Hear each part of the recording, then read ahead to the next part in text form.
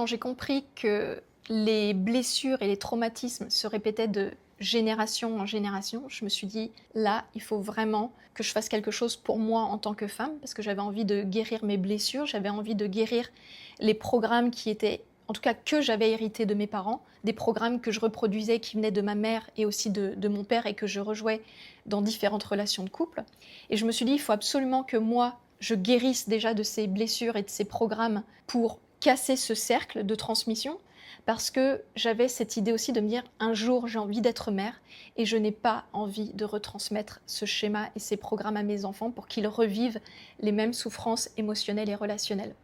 Donc aujourd'hui, ce qui est important de comprendre, c'est que on peut guérir des blessures. Par exemple, moi j'ai guéri de la blessure de l'abandon, j'ai guéri de la blessure du rejet et j'ai guéri de la blessure de la trahison principalement, parce que je reproduisais ça inconsciemment dans mes schémas de couple.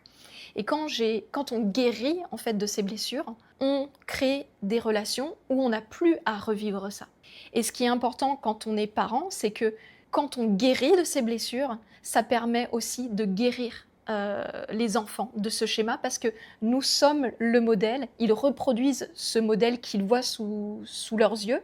Et donc si nous guérissons de ces blessures, les enfants vont pouvoir modéliser un autre modèle, et il existe des solutions très concrètes, des protocoles pour aller guérir de ces blessures et aider aussi les enfants à guérir de ces blessures. Pour comprendre comment ça fonctionne, je vais t'expliquer l'exemple d'une cliente qui, avec son mari, et c'est pas qu'avec son mari, en fait, elle a vécu ça aussi dans d'autres relations, mais elle s'est rendue compte que systématiquement, au niveau relationnel, elle choisissait des hommes qui avaient tendance à se renfermer dans leur bulle et à plus du tout communiquer. Et elle se retrouvait à chaque fois face à un mur, à ne pas se sentir comprise et entendue, et à vraiment se sentir seule dans la relation. Et elle s'est rendue compte que c'était exactement le fonctionnement de son père, et qu'elle était démunie. Elle était en train de reproduire inconsciemment le schéma de ses parents en termes de dynamique relationnelle. Et la plupart de mes clients, quand on va creuser la dynamique de couple, souvent,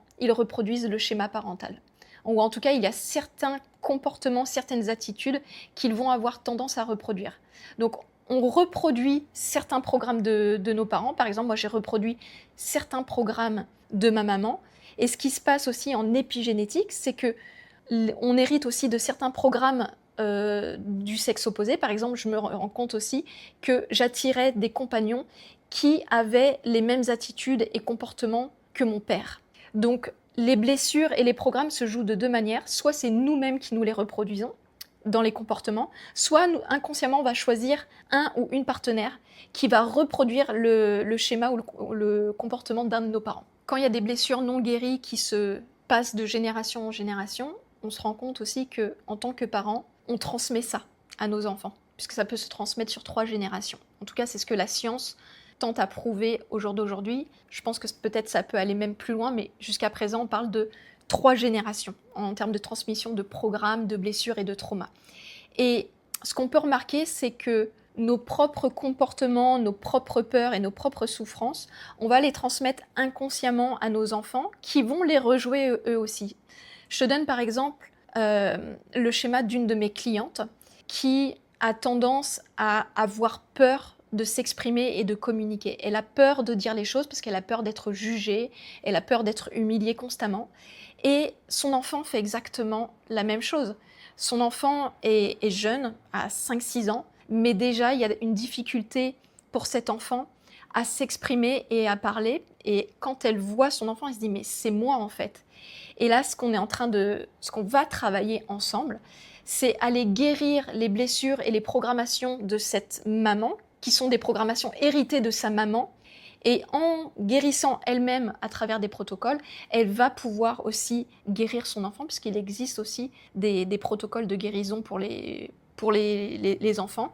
Et juste aussi le fait de guérir, ça va permettre à elle de changer son attitude, de gagner en aisance dans la communication, et son enfant va aussi pouvoir avoir un modèle différent sur lequel se reposer et se développer pour la suite. J'ai une cliente qui a un fils et ils ont eu une discussion dernièrement où ils ont pris conscience que son fils, la manière dont il lui parle, elle est complètement différente de la manière dont il va parler avec son père. Et pourtant, ça peut être sur exactement les mêmes sujets. Et quand ils sont allés creuser ensemble, cette cliente, elle s'est rendue compte qu'en fait, son fils utilisait beaucoup le sarcasme avec elle. Et en fait, le sarcasme, c'est ce qu'elle a connu dans son enfance avec son père. Et donc, en fait, sans s'en rendre compte, inconsciemment, elle a transmis à son fils et recréé avec son fils la dynamique parentale où son père était constamment sarcastique avec sa mère. Donc voilà comment une blessure et des programmes peuvent se transmettre de génération en génération et pourquoi c'est important d'aller guérir et couper ces schémas pour faire en sorte que justement les enfants ne s'imprègnent pas de ça et puissent en tout cas se reposer sur un modèle qui va être différent pour eux aussi quand ils seront parents. Si tu as envie d'en savoir plus sur comment justement guérir des blessures que l'on transmet de génération en génération, ou en tout cas de comment on peut se libérer des programmes pour ne pas transmettre ça à nos enfants, je t'invite à cliquer sur le lien que tu vas trouver soit dans la vidéo, soit en commentaire, et qui va te donner accès à ma prochaine conférence en ligne.